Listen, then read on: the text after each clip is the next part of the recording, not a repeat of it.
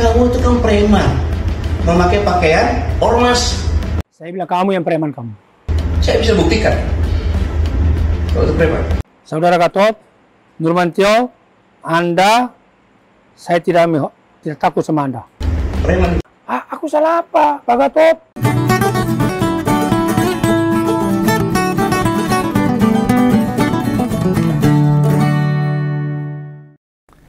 Om Begawan merasakan ini, Indonesia sekarang ini. Ini sebenarnya negara apa sih sebenarnya ini? Kok bisa-bisanya ada mantan Panglima TNI dan Ketua Ormas saling tuding begitu, saling tantang. Ya jadinya begini ini. Masalah jadi melebar kemana-mana. Ya, yang sudah tak jadikan video pembuka tadi, itu wis do ngerti, udah paham kan? Siapa yang bicara? Hercules itu petinggi GRIP. Ormas bernama panjang Gerakan Rakyat Indonesia Bersatu. Tapi bagaimana cara menyatukan rakyat Indonesia ini dengan cara seperti itu? Dari aspek nama, bukankah mestinya loh, ormas itu senangi bebrayan. Bebrayan itu bersaudara, bergandengan, dan tidak suka konflik kalau namanya seperti itu. Kok yang dilakukan? Kenapa malah sebaliknya? Dan omongan Hercules merespon balik perkataan yang disampaikan mantan Panglima TNI, Jenderal Gatot Nurmantio. Sebelumnya memang Pak Gatot bilang ada ormas berkedok preman. Kamu itu kan preman, memakai pakaian ormas. Ungkapan itu merujuk pada olok-olok Hercules yang menuding Pak Jenderal Purnawirawan Sutioso dengan sebutan sudah bau tanah. Ya, sesama Purnawirawan TNI ya pasti hatinya ya mengkorok, gondruk. Wah beneran ini jadi perkara serius akhirnya, berkaitan dengan orang penting. Lu kok do ngawur gitu, seperti gimana sih? Dan ini aparat kenapa diam? Pemerintah kenapa diam? Apalagi para DPR itu. Harusnya DPR bersuara. Ojo mung nyekungkruk Senayan aja. Berarti wes 3 jenderal loh ini yang bersih tegang sama ormas GRIP ini. Sementara kita tahu Pak Gatot dengan Pak Sutioso dan Pak Hendro Priyono itu rekam jejak di TNI. Bukan orang sembarangan. Orang yang dihormati dalam jajaran TNI. Bagi Om Begawan, negara kudu segera turun tangan. Meredakan yang kayak ginian-ginian itu harus. Sama-sama ditahan lah para purnawirawan jenderal yang tak sebut tadi. Punya anak buah loh, jangan salah. Dan mereka punya kesetiaan kepada TNI ini. Dia punya sumpah setia untuk saling melengkapi, saling melindungi. Yang patuh pada mereka, yang sekarang masih bertugas. Itu masih banyak. Nek gak terima atas tudingan ormas, apa nggak berbahaya itu? Negara jadi kacau kan. Korbannya siapa lagi? Rakyat lagi. Mau jadi apa bangsa ini? Cara berbeda pendapatnya kok kuat-kuatan nokol. Otot nggak pakai otak ini. Bukan kuat-kuatan akal. Kuat-kuatan adu argumentasi dan data. Cara berbantah yang elegan. Lu makin kesini cara saling berbantah-bantahan masuk ke ranah yang berbau fisik kok. Ngancam dan sebagainya. Nah sekarang gini aja. Apa penyebab Hercules sampai nuding Pak Sutioso dengan bau tanah? Soalnya Pak Sutioso mendukung penggantian Wapres Gibran pada poin ke-8 apa yang disampaikan oleh para purnawirawan TNI dan Polri itu. Itu loh aspirasi yang disuarakan para purnawirawan TNI. Lah problemnya jadi kemana-mana ini, merembet ke banyak orang sehingga muncul ketegangan antara mantan perwira-perwira top di TNI sama satu ormas. Loh kita sebagai rakyat kecil merasa grantes, terganggu, sedih, berduka, dan ngenes. Lah ini para pemerintah itu ngapain itu loh? Yang digaji oleh rakyat ini. Mereka hanya duduk manis saja. Nggak merasa terganggu mereka. Heran saya ini. Dan yang merasa terganggu bagi rakyat kecil ini merasa terganggu. Kenapa para DPR yang di Senayan tidak merasa terganggu? Kenapa para aparat, para pejabat tidak merasa terganggu? Ya, sebenarnya ini kan perkara opini, aspirasi, keresahan sekelompok orang. yang tergabung di Forum Purnawirawan TNI itu kita hormati. Yang mendesak pergantian Wapres, itu kita hormati. Itu pendapat. Pasti mereka sudah menghitung, sudah menganalisa. Apa alasannya dia sampai menyodorkan permintaan dalam Forum Purnawirawan TNI itu. Ya sepanjang masih dalam koridor hukum, ya ditanggapi dengan sesuatu yang tidak berlebihan. Ya direspon dengan logika dan nalar, dengan argumentasi yang baik dan elegan. Hindari perbedaan pendapat dengan olok-olokan, pakai kuat-kuatan, pakai ngancam-ngancam. Apa sih sifatnya personal? Kan jadi dongotot itu. Adu okol, tantangan koyo cah cilik wae. Nah munculnya ketegangan begini ini mencerminkan negara ini hukumnya makin gak kajen, gak punya marwah, gak punya harga diri, tidak berharga sama sekali di mata masyarakat. Secara pribadi, Om Bengawan meminta buat Pak Jokowi yang mantan presiden sama anaknya yang sekarang jadi wapres, introspeksilah, lihat apa ekses akibat imbas yang sudah terlihat sekarang. Jangan merasa ketegangan yang muncul itu bukan gara-gara perilaku panjenengan. Harus menyadari sebagian itu adalah karena keegoisan panjenengan. Isu atau aspirasi purnawirawan TNI sebenarnya tidak ada kaitannya dengan okol. Semua pakai nalar, pakai logika. Bersuara meminta wapres diganti itu tidak melanggar hukum, tidak melanggar hukum apapun. Di tahun 2019 dulu malah ada gerakan 2019 ganti presiden, ada itu. Biasa aja tuh. Gak ada purnawirawan TNI sama ormas saling menghina atau tantangan.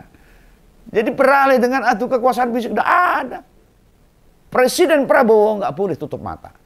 Harus segera turun tangan ini. Ini sesuatu yang gak baik, tidak sehat bagi negara kita. Dan makin mempertontonkan bila negara kita itu beda pendapat, ikut dudu fitrah, bukan keberkahan, bukan itu. Para pendukung pemerintah mempertahankan posisi wapres. Kok ya sampai segitunya? Ditambah sih maju sekelas ormas loh. Bukan malah partai-partai pengusung, kan jadi aneh. Aneh ini. Partai-partai pengusung yang punya wakil di Senayan diam seberi puasa. Mingkem, nggak ada suaranya. Kecewa saya para wakil rakyat di Senayan itu. Apa kerjaannya seperti itu? Melihat kondisi negara yang seperti itu, harusnya turun, bicara. Ini akibat para pendukung resmi pengusung Prabowo Gibran tidak merespon apa yang disuarakan para purnawirawan TNI. Nah, pendukungnya udah menengok. Waktu ada yang bersuara kritis menganggap itu perkara ringan. Atau malah tidak ngubris apa yang disuarakan Forum Purnawirawan TNI. Beda dengan para penjilat dan pendukungnya, para pemujanya. Bilang itu fitnah, bilang itu rasa benci dan sebagainya. Kan gak nalar itu. Lawang yang bergabung di situ itu isinya wong-wong dengan latar belakang yang gak main-main. Jenderal bintang 4, 4-3 dan sebagainya. Pasti ininya sudah sangat dewasa. Penuh dengan perhitungan nalar dan logika. Apakah ini menandakan partai pendukung jane ya jengah, gak nyaman atau malah setuju dengan Forum Purnawirawan TNI cuma wedi ngomong dengan tujuan mengganti wapres. Ada juga relawan influencer serta ormas lainnya. Kok diam sama yang diajukan para purnawirawan TNI? Justru yang sempat tak bahas di ngompol sebelumnya. Orang modelan Arul, Arul dan Sylvester yang mengalihkan isu dengan menghina orang lain. Itu sangat model-model premanisme politik itu namanya. Nggak pakai adab etika. Arul dan Sylvester tidak menunjukkan data atau regulasi, aturan mengapa Gibran mesti dipertahankan. Nah, keduanya merendahkan Pak Tri Sutresno. Meskipun si Arul dengan merengek-rengek minta maaf. Mau sampai kapan kita semua dewasa bersikap atas situasi politik sekarang ini? Katanya hukum itu jadi panglima buat menuntaskan segala persoalan bangsa. Kan gini saja lah.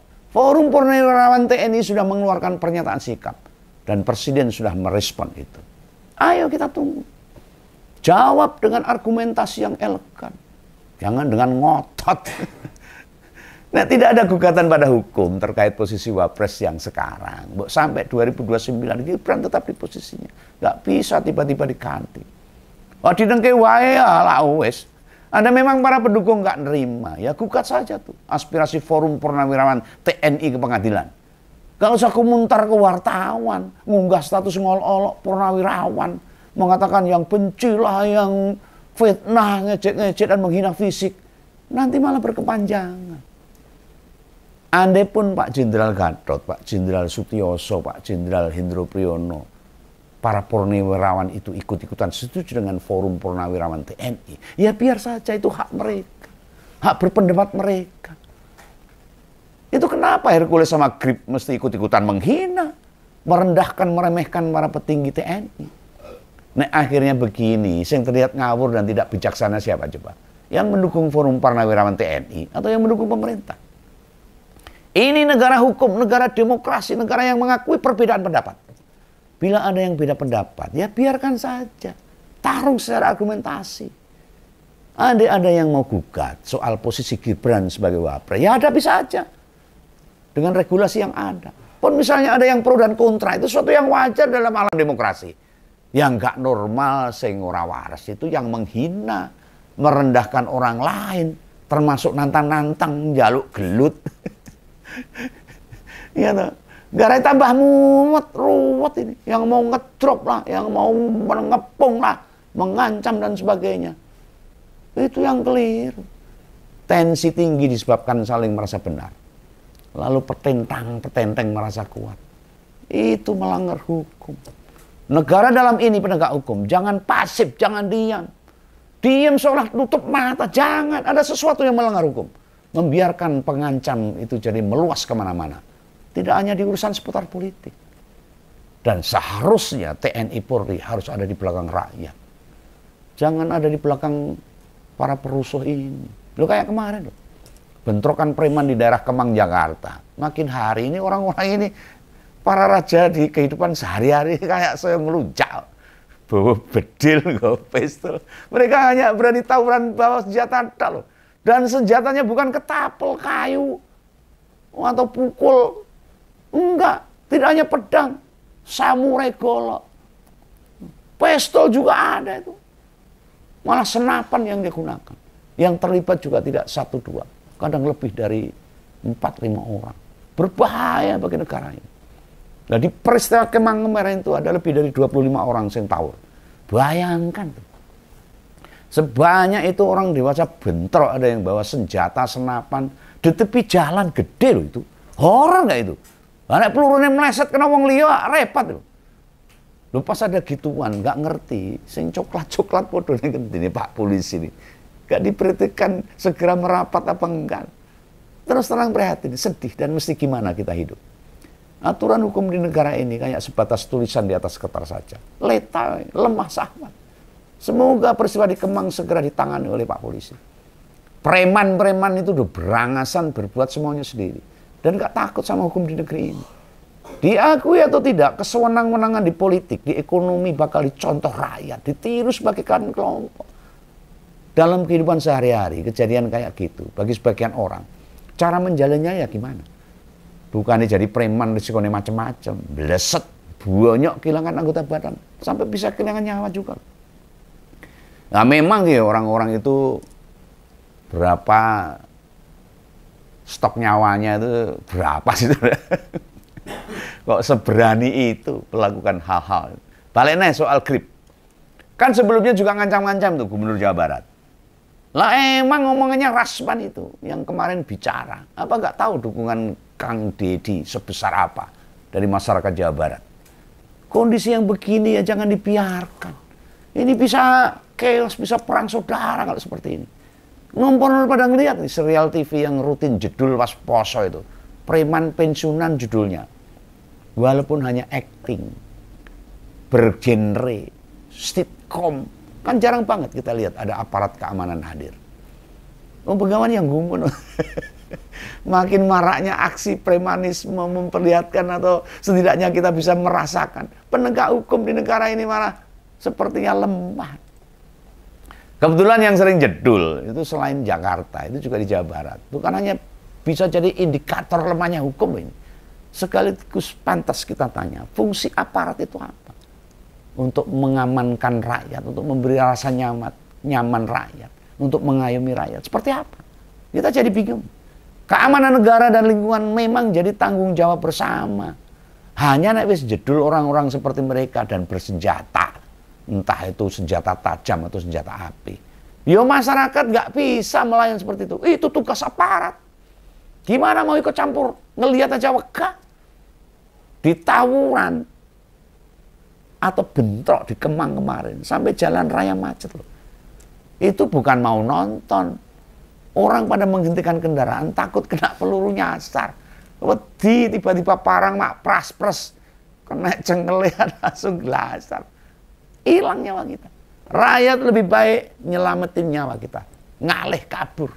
Menjauh daripada keseret begituan.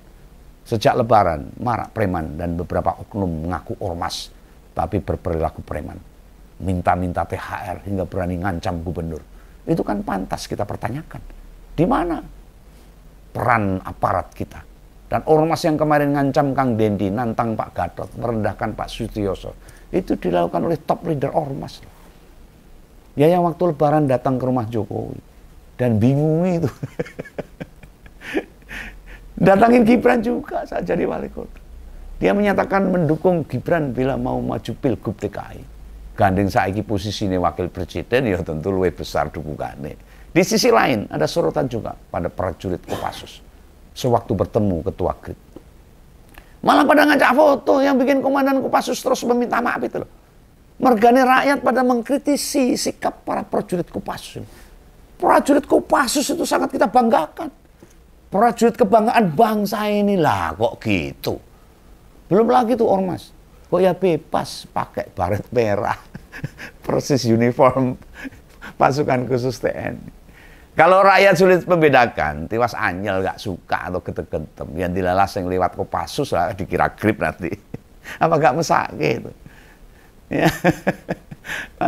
Ya sudah. Oke lah.